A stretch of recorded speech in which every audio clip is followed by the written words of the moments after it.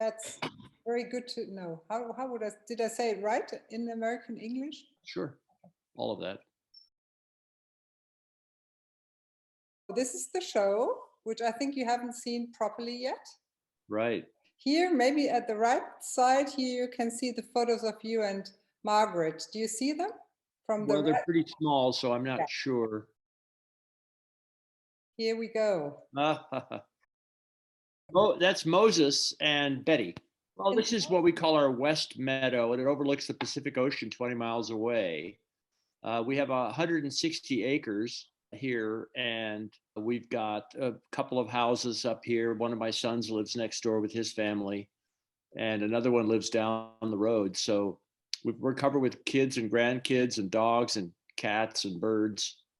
This reminds us of a nice summer day here. I remember there was a sign when I entered the space when you picked me up that there are like mountain lions or something like that. Oh yeah, well there are. We see this big dog here. He died last year, and then I got a new puppy, and he was taken by a mountain lion after 2 weeks, just out in front of my front door. Are they dangerous for you too? No, they don't bother people.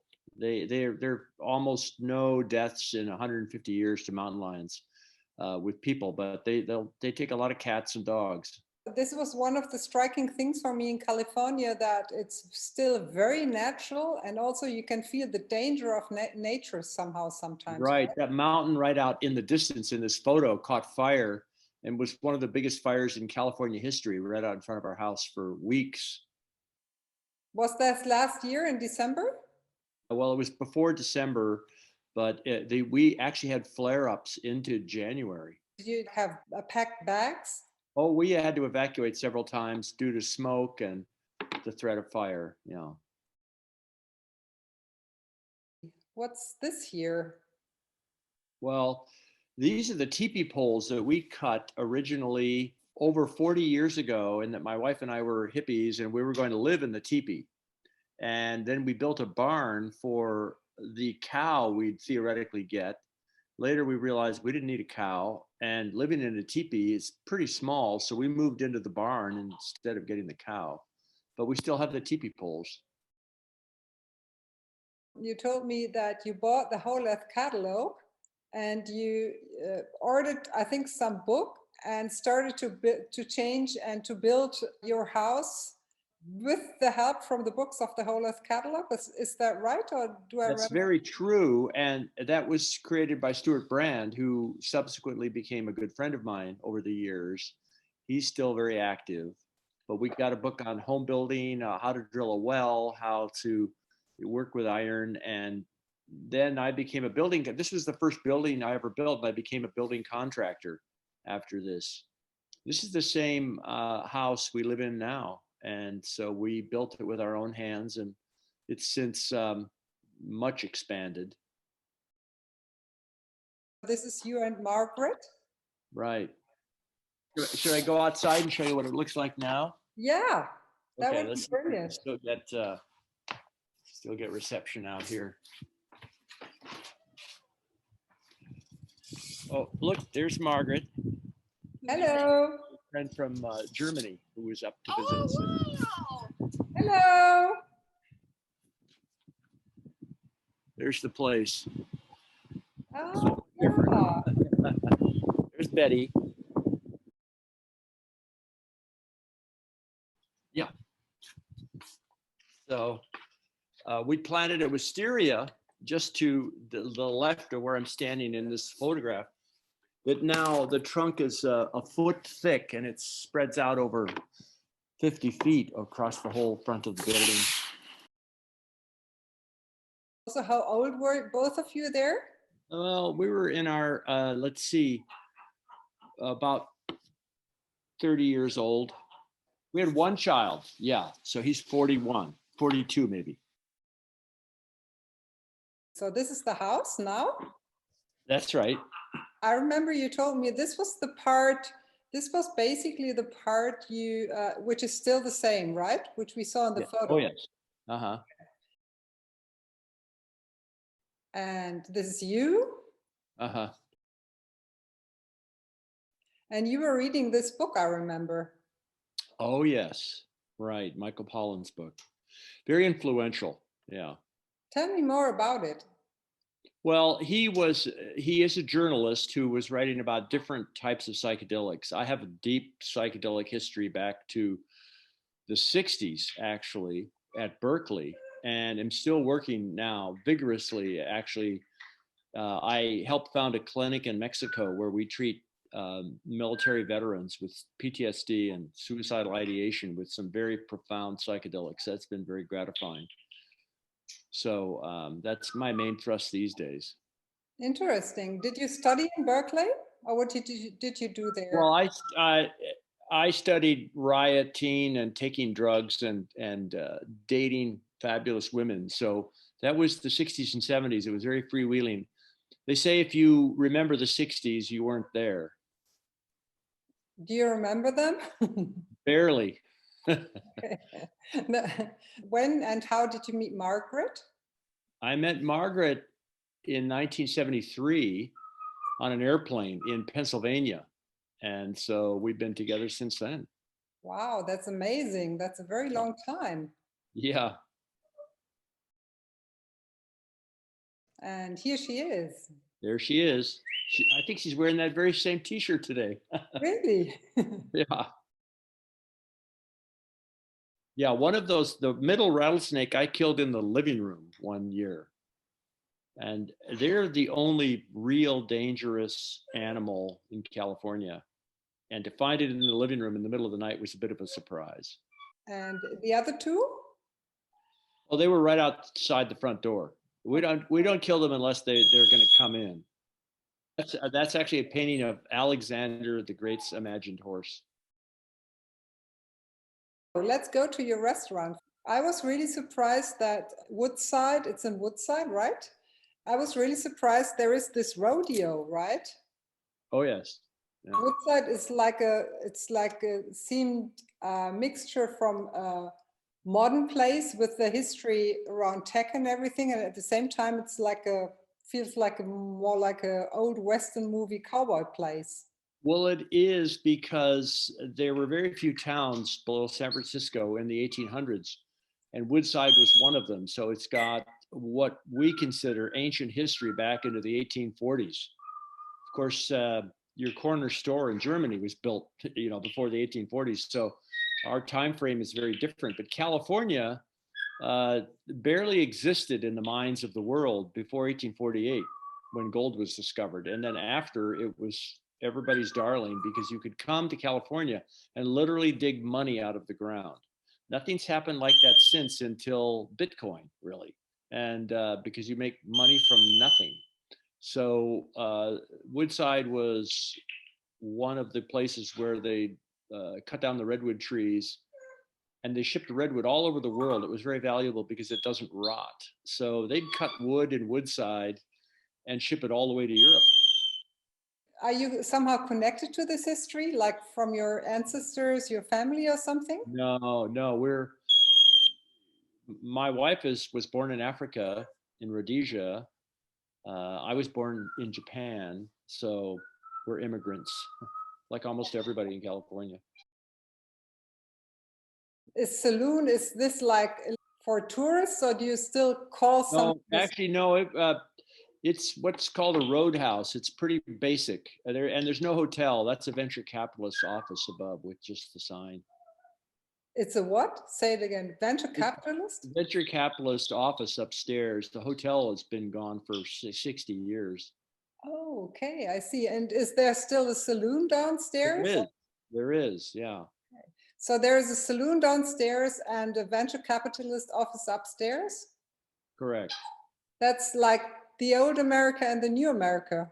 That's right. That's very typical of our area here. Yeah. Sorry? Yeah, it's very typical to mix it up like that. That's a great photo. Oh, thank you. Slow and fast. I love that.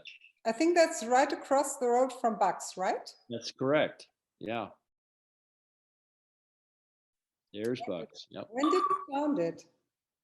1991. Okay. So we're going into our 30th year. Why did you have the idea to open up a restaurant in Woodside? How did you get there? I used to be a builder, and I built the bakery next door to an old tumble down restaurant called the Stagecoach. And it came up for sale, and we built a lot of restaurants for other people. And I'd been peripherally involved in the restaurant business with another group. And my wife and I thought, well, we should try that. I preferred the restaurant business ultimately to construction. So it's been a great ride. I have the job, or had the job. I'm really not that connected with Bucks now, but I had the job I imagined I would want when I was in college, just walk around and meet amazing people and get paid for it. And so we would get as many as 800, even 1,000 people a day through Bucks, and some of the most remarkable folks, from kings and diplomats to tech entrepreneurs to 2-year-olds, little old ladies and cowboys, everybody in between. We were constantly amazed.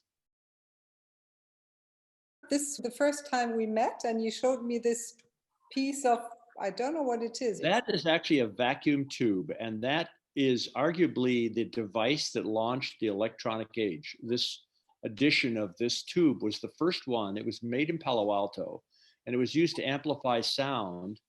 And that was in about 1910, I think. And then it was discovered it could be used as a switch. It could go on and off very rapidly, and it led to the development of the transistor and ultimately the microprocessor. So Lee DeForest was really the founder of the electronic age, right down the road in Palo Alto. How did you get the idea to create Bucks like this with this interior design? Well, it came in pieces, of course. We started with an empty white box, and I just started filling it with whimsy. The spacesuit at the top, I went to Moscow and went to the spacesuit factory and banged on the door and bought one. The airship, based on the Zeppelin design, was an American edition called the Macon, which used to be in Sunnyvale in the heart of Silicon Valley. I built that, and I did a lot of the artwork myself. And the red car in the middle was actually an automobile that was street legal, built in about 1915. They wanted to market to children, but since it cost $200 and a Model T cost $300, it didn't sell very well. It was very expensive. Okay. This is the real Statue of Liberty. The one in New York is a copy. So this is the other view. It's like when you walk in there and you look to the left. Yeah, there's a lot going on. And in the distance is Roy Rogers, the cowboy on the horse, part of our equestrian theme. He was a huge TV star and movie star when I was a kid. And he was the Brad Pitt really of the era, I'll tell you. It was amazing. In Germany, there's a fan base for Western culture based on one of your writers who never came to America, but wrote a lot about the West, right? You probably saw those when you were younger. Karl May. Yeah. Mm-hmm. This is how I grew up, watching these Western movies based on his novels or his books, basically. I went to an American Indian powwow in Germany once, right on the Polish border. How was that? Must have been strange, huh? It was, to see a lot of were young people, but they were dressed as American Indians with teepees and everything. Yeah, I once went to one of these conventions too. It wasn't a powwow, but it was a meeting, and they had their little, also like a saloon and little houses, and everything was really weird. Yeah. You talk to them? Well, we just sort of walked through. We were on our way to Poland, to a military weapons display where they had army tanks and half tracks and kids running around with bazookas. Very strange. They were dressed as soldiers of the world from World War II. They were dressed as Germans, Russians, British, Americans, and drinking beer and eating sausages. It was very strange. That sounds as strange. Yeah, exactly. A friend of mine was an army tank collector. He had over 100 army tanks in Woodside, biggest collector in the world. And we went on a buying tour there. And does he still live in Woodside? He died some years ago, and the collection got disbanded. Well, that's our carpeting, which is remarkable. It's 25 years old, and still, when you clean it, it looks brand new. I'm so astounded. It's a wool carpet, and I wanted an alligator farm. I advertised on Craigslist. I need an interlocking alligator farm design, and in 10 minutes, I got a couple of designs and portfolios, and then had that made in South Carolina. This above is part of a race car. We used to have a race down Sand Hill Road, which is where the majority of the venture capitalists are in this area. They're gravity powered cars. You push them and then they roll down the road. We got 10,000 people out for the 5th race. Below you see a Google license plate. And once Sergey Brin came in, he said, "Is that real?" And I thought, well, I guess I could tell him it was, but it really isn't. They're lamps. Boot lamps, Boots. right. Yeah, right, okay. Oh, in fact, the guy with the Army Tank collection gave me this airplane. It's an airport model of an airliner and just miscellaneous things hanging from the ceiling. The feet of our cosmonaut above. So here is one of the corners where you can sit and eat. Right. This is actually a Playboy issued by the U.S. government. The Library of Congress used to print Braille Playboys, and I ran into Stevie Wonder once at a conference, and he was happy to sign it. And how did you get it? Could you just buy it, like the copy? You know, I just subscribed. I claimed to be blind, and they sent it to me for free for years, and I used to just pass them out as curiosities. I used to joke that I could get a much better parking place if I claimed to be blind. So this was really interesting for me. This is looking south, just below Woodside Road. At 280 towards Sand Hill Road, George L. Waters shot this black and white photo on April 14th, 1934, and the color picture was taken 66 years later. George went to Stanford and was in the same class with Bill Hewlett. George took thousands of photos of the peninsula and San Francisco. His son, Tim Waters, is in the process of assembling them into a book. Did that happen? I guess I don't know if that happened. Okay. Yeah, I'm not sure. The black and white photo, this doesn't look at all like what I experienced, what Sand Hill Road looks like now, right? Correct, but if you move to the right of the color picture, the hills still look like that with trees and open spaces and the mountains in the distance. Sorry, was that your phone? Should I wait? No, that's my grandson. Margaret, can you get him off that? Okay. Yeah, he's playing a piano. Oh, okay, I see. How old is he? Oh, he's just 1. Oh. That's just the recording. Okay, I see. Because this is what a lot of people say if they talk about California, that it was very rural, yeah, right? Yeah, Only very late it started to be this tech capital of the world, basically, right? Oh, that's right. That started slowly in the 1930s and then built over the 40s and 50s with some firms still around. Hewlett Packard was one of the early ones. And then it's been rolling ever since. But now there's a darkness that's descended over Silicon Valley. There's a talk about a lot of tech firms moving out to Texas and other places. But more than that, it's the monopolistic practices of Facebook and Google that are really alarming people. So the same thing happened in the venture industry when they were everybody's darlings in the 90s, and then they were considered, evil manipulators later on, and now the tech companies that could do no wrong are looked at with skepticism. How do you feel about that? Well, I think it's justified. I know a lot of the founders have good intentions, but they've created tools. It's just like Nobel with dynamite. He created dynamite for mining, and it ended up being a weapon. And now we've created connective tools and search engines to basically mine information, and it's been weaponized. So it's beyond the control of the individuals being pilloried and attacked for their monopolistic practices. But the fact is, Nobody's got control. These large systems run really well, almost with their own agenda. You can do things like take Trump off Twitter, and that can have some effect. But I think basically, as we say, the cat is out of the bag. Yeah, now we all together have to see how we can catch it again, right? Yeah, I don't think that's possible. I think there's talk of the robots at some point taking over. It's my theory that's already happened, and we just haven't seen it yet. And then will we see it at some point, or will we not even see it? But we'll see it when we go to do some activity, and all of a sudden we're precluded from it because the electronic overlords don't think it's a good idea. I mean, this is possible. Yeah. Okay. Ooh, sounds very scary.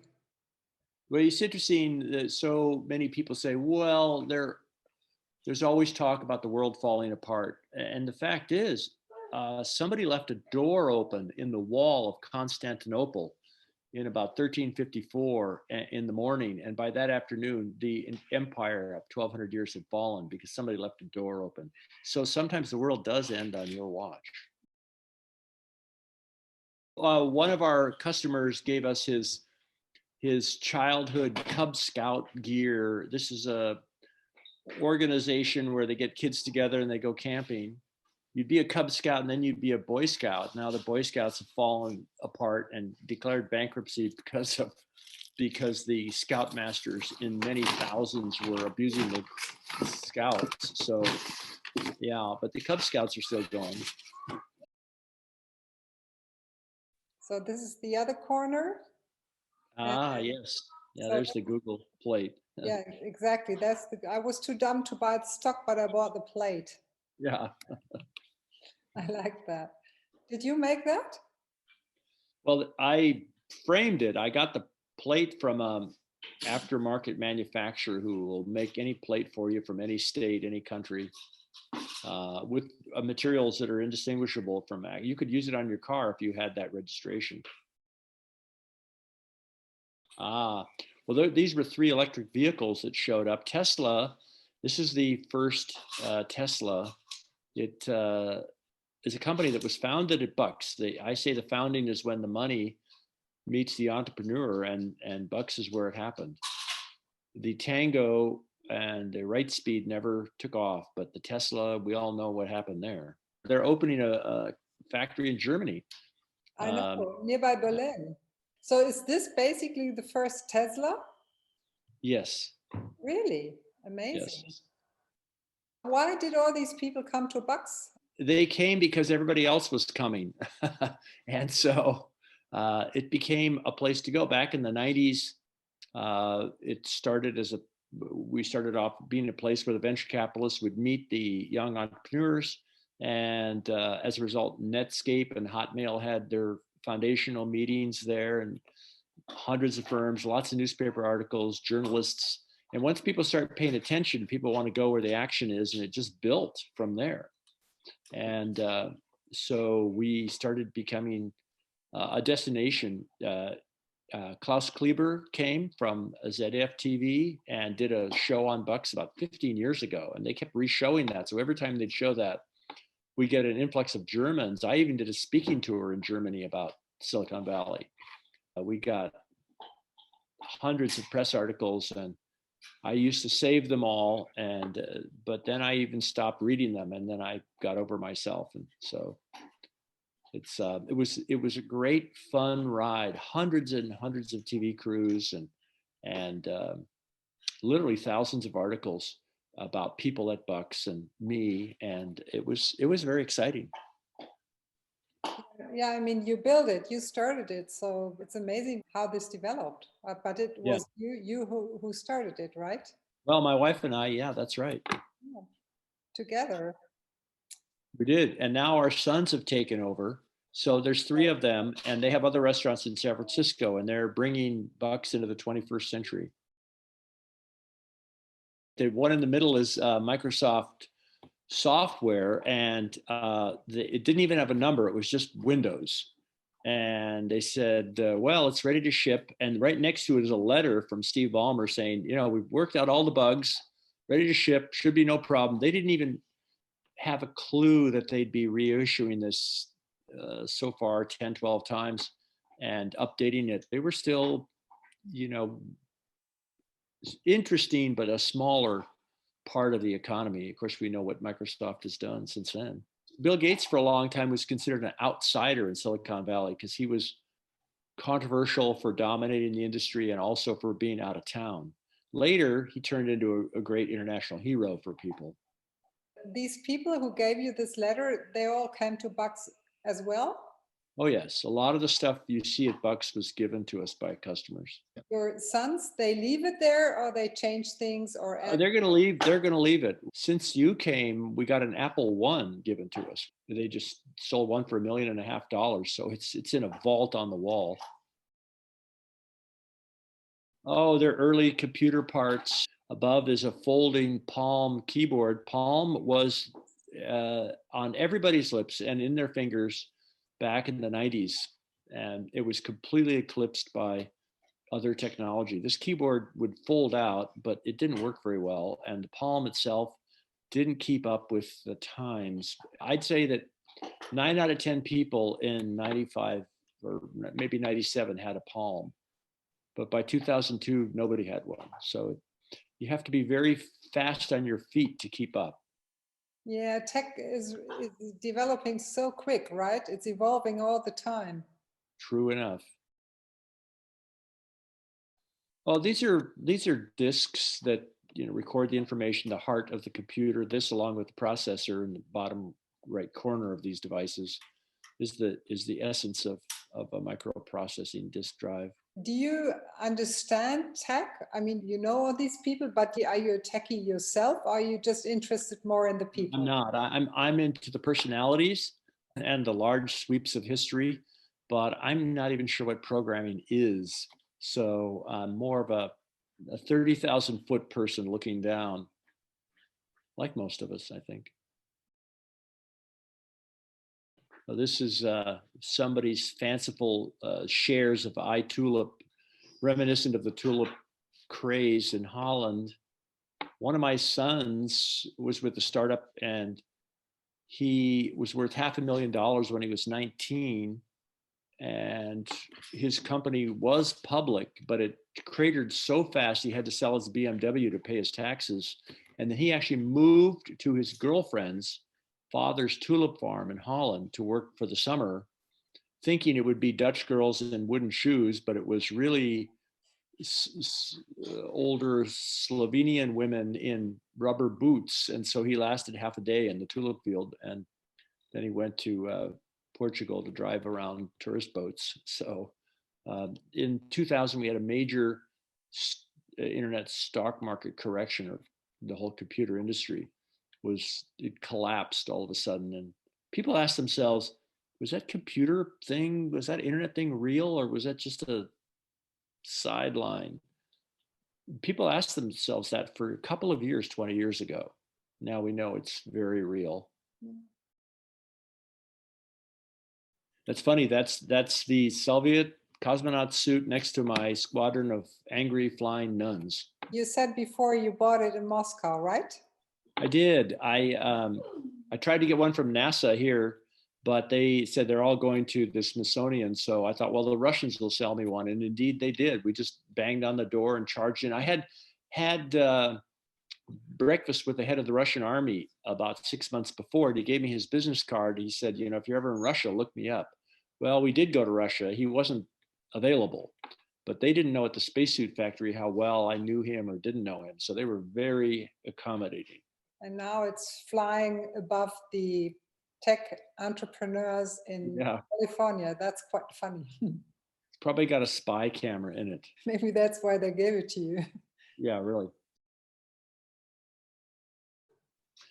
Just more fun stuff. Some early computer devices at the bottom. In the middle is breakfast cereal just displayed. That was the first thing I put up. Oh, you made this? Yeah. And this? Early devices. These are computer chips before they've been sawed up into little pieces. They started as 2-inch, and then they were up to 3-inch, and then they ended up being 12-inch. And so they're grown as a crystal and then sawed with a laser and then printed with a camera or printer rather. And that's the essence of modern computing, these little chips. And who's Steve Zelenchik? He was a pioneer in the computer business throughout the Valley, head of marketing for Advanced Micro Devices, still a company, vigorous chip manufacturer today, along with Intel. That's my last one. Yeah, these swords, they're Civil War sword replicas. And a museum person came in one day. She said, "Oh, the ones that are straight, those sabers aren't particularly valuable, but the curved cavalry sword, that could be worth a lot." And I'm thinking, well, I only paid $20 for it, and it's brand new. I got it from India. And so she should have looked at it a little more carefully. This is the first integrated circuit used in a consumer item. It's a display used in a television set. So it's a trade show display. That's a very rare picture of Steve Jobs. He's goofing around with his replica of the translation device. My wife and I used to know him back when he was 25. He used to come up and hang out at our house, in fact. And then because I was remodeling his house when he was 24, 25, and 79 and 80. I've subsequently moved that picture over to install the Apple I. So that's, I guess, our Steve wall. The Rosetta Stone, he had a full-size replica of the Rosetta Stone. One of the few photographs of him smiling. The guy had taken this professionally, but he never published it or sold it. And he just gave me a copy. And then it became a cause célèbre online when people discovered this photo, because there's just no jolly pictures of him. Who is the photographer? It starts with a Z. I can see it there, but you can see it online. If you look up Steve Jobs Groucho glasses, I'm sure you'd see it. Okay, then I'll try to find it. At the left, there is something German, Handels. Oh yes, this was I used to collect rare books that had things applied to the inside. So this is a collection of cards that would be in cigarette packages from the 1930s. Not that remarkable, except the book is complete, and adjacent to the printed picture is the actual original painting for that picture. So these are only about 3.5 inches wide, and there was an art form in Germany of painting in miniature. So when you look closely, it seems impossible they could draw the rigging and the portholes and the details of these ships, but those are full-size little tiny paintings. I bought it at a rare book show. That's great. It's terrific, yeah. Tell me more. You remodeled Steve Jobs' house? That's true. I spent a year with him, and it was my second customer ever. And I was really a pretty incompetent builder. I mean, I really didn't have the skills that he needed, and he didn't really know what he needed either. So we had a lot of arguments about quality. My house has a lot of parts here I bought for his house and never installed. In fact, the doors behind that picture were originally purchased for him, and then he ended up not using them. So my house is full of Steve Jobs paraphernalia. Were you still in contact with him later? No, he thought I was an idiot and fired me after a year, and I realized later he was right. To build effectively, it's a real skill. I thought I could sort of fake my way through it, like I'd faked my way through college and everything else, but it turns out it's a skill. Yeah, who knew? Okay. Yeah. You have a very rare talent for interior design. Your house is amazing. Well, I got pretty good at it in time, but then I moved on to another craft. My theory is when you get good at something, start something else. Did you expect Steve Jobs to become so famous and important? Oh no, I took no photographs of him. If I thought he was going to be famous, I would have had him right on the walls here in the house. But he only had 250 employees when I met him, so it was not that remarkable. He wasn't the first guy to come up with a personal computer, but he had one really big idea. He had many good ideas, but he had one that towered over all the others, and that is that computers should be available to everybody, as opposed to academics, government people, that we should all get a computer. And he was the guy that came up with that idea. And what do you think about his ability to use design? Well, yeah, he famously didn't do product testing with consumers. They would design it and they would give it into the marketplace, and you just accepted it. And if you didn't like it, go somewhere else. Many companies will do all this product testing with people, but they never did it. Apple, they said, no, we know what we're doing and you're going to love it. And they were right. And do you use Apple? Oh, I do. Yeah, I didn't use Apple in the beginning because I was still angry with Steve, but my kids kept saying, if you get tired of Windows machines failing and you just throw them in the garbage, get an Apple. Turns out that Apple used to have 60 to 70% of the market share for computers, but then they were very expensive, so their share declined many decades ago, declined down to 4 or 5%. They still don't have more than 4 or 5% of the laptop market, but they have 60 to 70% of the profits in the laptop market. Of course, they have all these other things, iTunes and the phones and all that. But so, yeah, they just went for the high end. If somebody is using Windows around me, I don't know who they are because nobody I know does. I took a photo of a laptop on your kitchen table, and that wasn't an Apple. This is why I did ask. That was my wife. She finally converted. Ah, yes, this is a sawfish shark snout from a collection that Jack London had when he went to the South Seas, and it depicts a trading trip taken by these islanders. And so this is a native artifact that he brought back in 1909. Above that, in fact, are thermometers and hydrometers from Linus Pauling's laboratory, one of the few people who win 2 Nobel Prizes for chemistry and for the Peace Prize. He used to be a local guy. His widow gave me those. So I was really surprised you still had this very old computer there.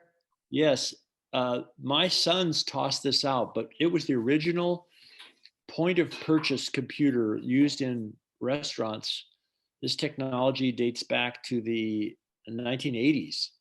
And so this is the very first one. And until last year, we were still using it because it functioned great. It was bulletproof. My wife maintained these. We were probably the only place left in America using this particular system with the green screen and the cathode ray. It was, people thought we were being ironic, but we weren't. We just didn't want to buy a new system. That's what I thought. That's why I took the photo, because I thought it's a statement somehow. Well, it doubled as a statement. People would look at that and they go, well, they can't be serious. And then they'd see us using it and they thought, well, I guess they're serious. I think that's all. Yeah. Well, how fun. This is great. Yeah, I really enjoyed this. Me too. What's your favorite story about one of your customers, or your favorite story about the valley or something like that? Well, I still remember the most incredible thing that ever happened at Bucks, and that was maybe 20 years ago. There was a birthday party for a very old woman, and they were all dressed as cowboys and cowgirls, and she had this little red skirt on and toy 6-gun pistols on her belt and cowgirl hat. And when a woman gets to be old enough, they're proud of it. And I said, well, how old are you? It's your birthday. She pulled out her guns and she said, I'm 101 years old today. And she was 101. And then in the front door walked a very good friend of mine who had introduced to one of my servers, who he married, and they had 2-week-old twins. And so I thought, I have a customer base that's over 100 years wide. I don't think Bill Gates has that. So that really summed it up. It was from the little kids to the really old people and everybody in between. We were just the place where people got together, and they'd come in, their blood sugar would go up, they'd get some alcohol. And so we sold pleasure to people. And Now it's funny. People look back in 20 years and they'll say, "Wow, they sold French fries and Coca-Cola to children, and they didn't go to jail." So we stayed out of jail too. Well, yeah, and our staff. We had the most marvelous staff. Some of our people were with us from the very beginning, and there's still staff there that have been there 30 years. How was the whole COVID situation in California? Was it very difficult for you, or I mean? Well, personally, it hasn't been very difficult, but it's been California's a hot spot, and of course, the United States, with our goofy cartoon leader, has led the world in tragic deaths. I think he's a mass murderer. He's responsible for most of the people that have died. Personally, he took no responsibility. In fact, quite the opposite. He tried to ruin things. He's a tiny-handed bully who was attempting to ruin the country because he thought it was funny. Really, Dr. Evil for sure.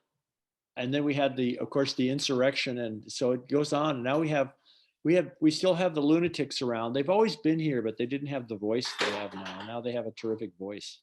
Yeah, and they even have people in Congress and in the Senate and everything, right? Oh yeah, yeah. We know the Jews with their lasers started the fires in Northern California from the sky.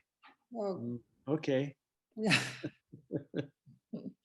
Yeah, it would be funny if it wouldn't. If it would be funny if it wouldn't be that tragic and sad.